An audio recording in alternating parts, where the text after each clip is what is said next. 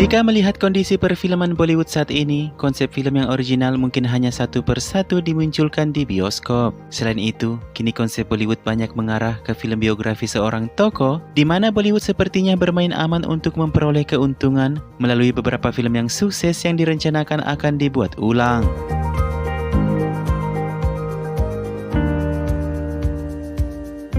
Setelah beberapa penyalinan konsep dari Hollywood, kini Bollywood juga mulai melirik untuk film-film India Selatan untuk lebih menjangkau penonton lebih luas. Diperankan oleh aktor kenamaan India, sutradara berharap akan memetik hasil di skala dunia, namun akankah cerita yang berhasil beberapa dekade yang lalu dapat kembali menciptakan keajaiban dengan pemirsa milenial? Berikut informasi mengenai film-film India Selatan yang diincar untuk dibuat ulang ke Bollywood.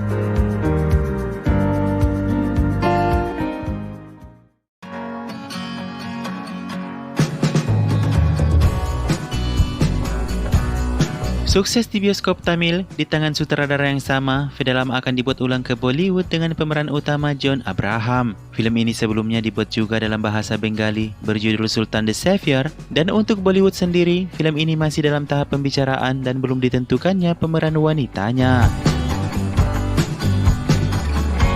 Bercerita tentang mantan nabi bernama Ganesh yang dibebaskan setelah membantu kepolisian mengungkap kejahatan, hal tersebut kemudian berlanjut pada kehidupannya yang tadi sengaja. Bekerja sebagai sopir taksi, Ganesh dimintai oleh polisi untuk melaporkan jika melihat aksi penyelundupan senjata yang membuat Ganesh ditangkap kelompok penyelundup tersebut karena ketahuan melaporkan kepada polisi. Namun pada akhirnya Ganesh malah membunuh semua penjahat tersebut.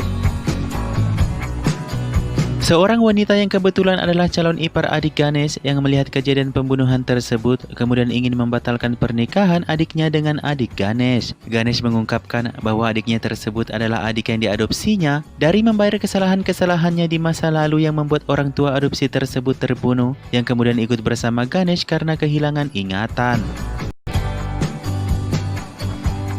Untuk membalaskan dendam adiknya yang ikut terbunuh oleh Ganesh, pemimpin pasukan penyelundup tersebut menculik adik Ganesh untuk menyerahkan dirinya sebagai gantinya.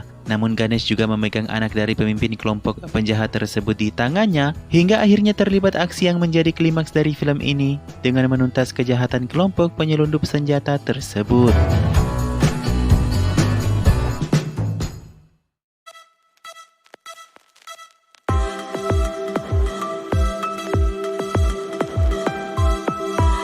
Film India mendatang Akshay Kumar Lakshmi Bomb adalah remake dari film Tamil 2011 Kancana yang awalnya direncanakan untuk Shah Rukh Khan, Salman Khan hingga Sanjay Dutt. Film ini banyak menuai komentar yang cukup diremehkan di kalangan para kritikus, namun dari segi komersial, film ini sukses mendapatkan 35 crore dari 5 crore biayanya dan belum termasuk pendapatan hak cipta yang dijual dan telah diremake ke beberapa bahasa seperti Telugu, Kannada, Sri Lanka dan juga Bengali. Bercerita tentang seseorang pria yang penakut dengan hantu, dia harus menerima gangguan dari hantu wanita transgender karena tak sengaja menyentuh darah jasadnya dengan alat kriketnya. Si pria tersebut akhirnya harus dirasuki oleh hantu itu untuk digunakan tubuhnya dengan tujuan untuk membalaskan dendamnya kepada pria-pria yang telah membunuhnya, yang memaksakan si pria yang dirasuki tersebut harus berdandan ala wanita yang kemudian membuat pacar dan keluarganya menjadi heran. Setelah beberapa kejadian menyeramkan yang dialami oleh keluarganya setiap malam, mereka berkali-kali menyewa pengusir hantu yang kemudian menciptakan unsur komedi dalam film ini. Hingga akhirnya hantu tersebut berbicara kepada mereka melalui tubuh pria yang dirasukinya tentang asal mula dirinya yang dibunuh oleh sekelompok orang karena sengketa sebidang tanah, yang kemudian membuat pria yang dirasuki tersebut membiarkan hantu itu sekali lagi menggunakan dirinya demi membalaskan dendamnya.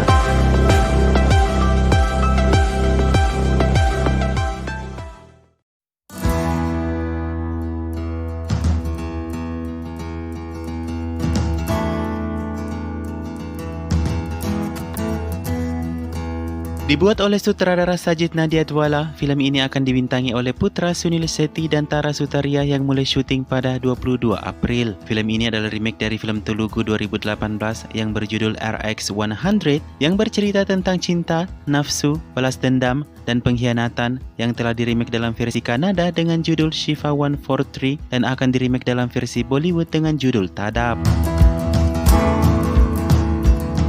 Meskipun ulasannya hanya mendapat 2,5 bintang dari 5 bintang, film ini adalah bukan kisah cinta biasa yang dijanjikan dan patut untuk ditonton. Bermula dari seorang pria yang berkunjung ke suatu desa yang kemudian jatuh cinta kepada wanita, yang kemudian mereka memadu kasih dengan cinta membara dalam waktu singkat, namun hal tersebut tak diindahkan oleh orang tua dari kekasih wanitanya. Mendengar keputusan orang tua wanita tersebut, si pria kemudian akhirnya menghilang karena merasa ditolak oleh orang tua kekasihnya. Si wanita kemudian menjadi agresif karena menganggap dia hanya digunakan sebagai pelampiasan nafsu, yang kemudian bertindak secara brutal dengan egonya melawan orang tuanya, hingga akhirnya harus bunuh diri karena frustasi cintanya dihalangi oleh orang tua.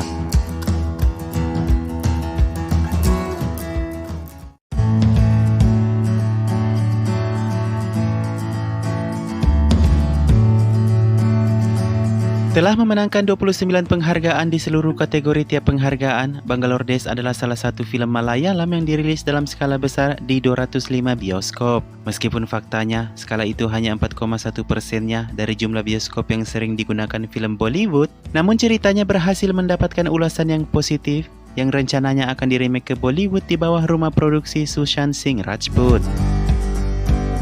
Film tanpa judul tersebut bercerita tentang 3 orang sepupu dengan masing-masing permasalahan dengan hidup mereka dan tak saling berkaitan. Satu di antaranya adalah wanita yang harus mengubur cita-citanya karena dipaksa menikah, sementara 2 sepupu lainnya yang merupakan 2 orang lelaki, salah satunya adalah ahli mesin software dan satunya lagi adalah seorang pembalap.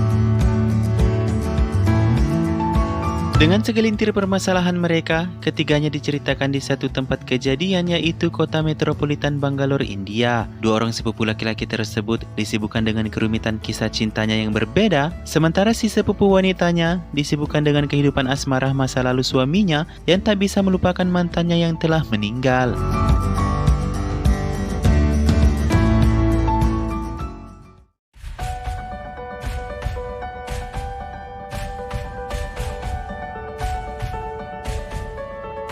Direncanakan akan dibuat ulang oleh Sanjay Leela Bhansali di tahun 2018. Sampai detik ini, film ini tak kunjung dibuat karena Hrithik Roshan menolak tanpa alasan. Sementara Salman Khan telah memberi kode sebelumnya saat promosi film Tube Like-nya, namun dilaporkan bahwa bagi Salman Khan ataupun Sanjay Leela Bhansali belum terlibat pembicaraan serius untuk membuat ulang film 2016 tersebut. Mendapat 5 kali lipat pendapatan dari penayangan bioskopnya, film Puli Murugan bahkan bersaing hebat di Piala Oscar dengan soundtrack lagunya dengan bahasa Malayalam. Film ini bercerita tentang seseorang bernama Murugan yang ahli dalam membunuh harimau pemangsa manusia yang telah membunuh ayahnya sejak dirinya masih kecil, dan dia harus melindungi adiknya ditinggal mati ibunya setelah melahirkan. Permasalahan film bermula ketika adik Murugan dipergunakan oleh seorang penjahat yang bersekongkol dengan teman kuliahnya untuk diberikan ganja mentah. Dia dijanjikan akan diberi kerja jika berhasil memberikan ganja dari kampungnya, dan di tengah pencarian ganja tersebut, adik Murugan bersama teman dan pamannya tiba-tiba diserang oleh harimau lalu diselamatkan oleh Murugan.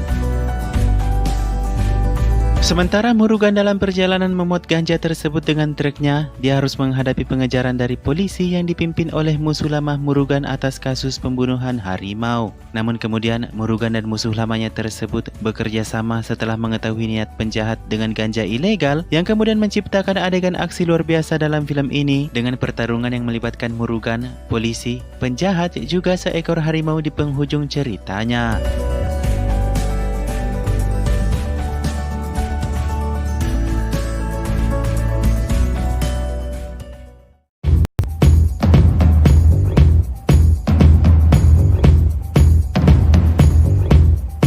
Satu-satunya remake film India Selatan yang tidak diiakan langsung oleh Akshay ialah film Tamil Katti yang merupakan salah satu film dengan bruto tertinggi di tahun 2014. Film ini direncanakan akan dibuat dengan judul Bollywoodnya Ika, namun Akshay Kumar nampaknya akan menolak film tersebut disebabkan oleh skenarionya, dan Akshay Kumar menginginkan lokasinya harus di Maharashtra.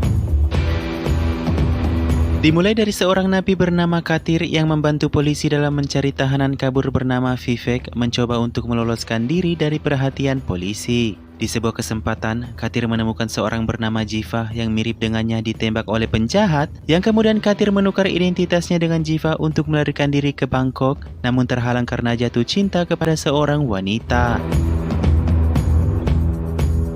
Dengan identitas Katir sebagai Jiva, dia menemukan proyek besar Jiva dalam membantu keluarga petani untuk irigasi namun terhalang oleh Chirag yang menguasai daerah tersebut. Sementara Jiva asli di penjara, Jiva palsu mencoba membantu petani dengan melawan Chirag untuk mengembalikan lahan mereka hingga membawa kasus tersebut ke media dan pengadilan tinggi. Sementara Jiva asli berhasil lolos dari penjara dan berniat membalas dendam ke Jiva yang palsu. Sesampainya Jiva asli ke daerah tempat Jiva palsu untuk membalas dendam, dia ditangkap oleh anak buah Chirag yang seharusnya menangkap Jiva palsu. Dikurung di suatu tempat, dia dan Chirag melihat pidato Jiva palsu di TV untuk memperjuangkan hak petani yang membuat Jiva asli tergerak untuk mendukung Jiva palsu melawan Chirag yang pada akhirnya berhasil membunuhnya lalu menyerahkan diri kembali kepada polisi.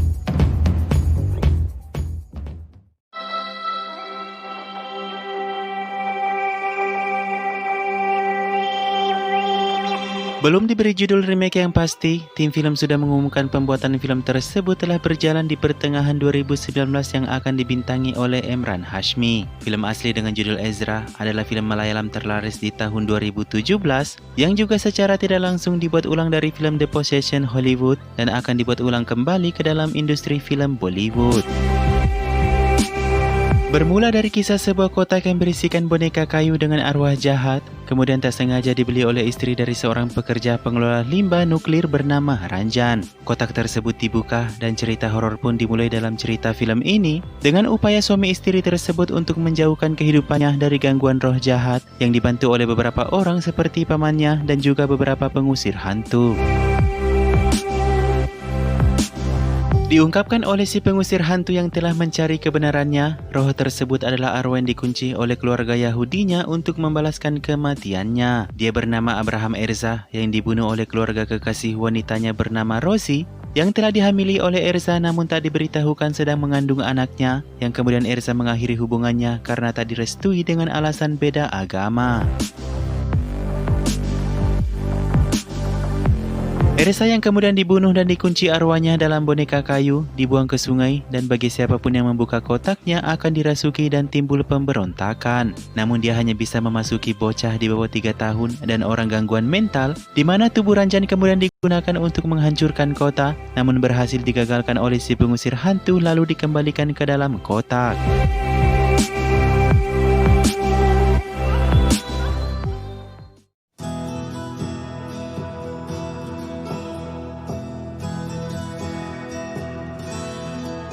Pada acara Coffee with Karan, Karan Johar mengisyaratkan sebuah pembuatan ulang dari film Telugu Dear Comrade yang tayang di tahun 2019.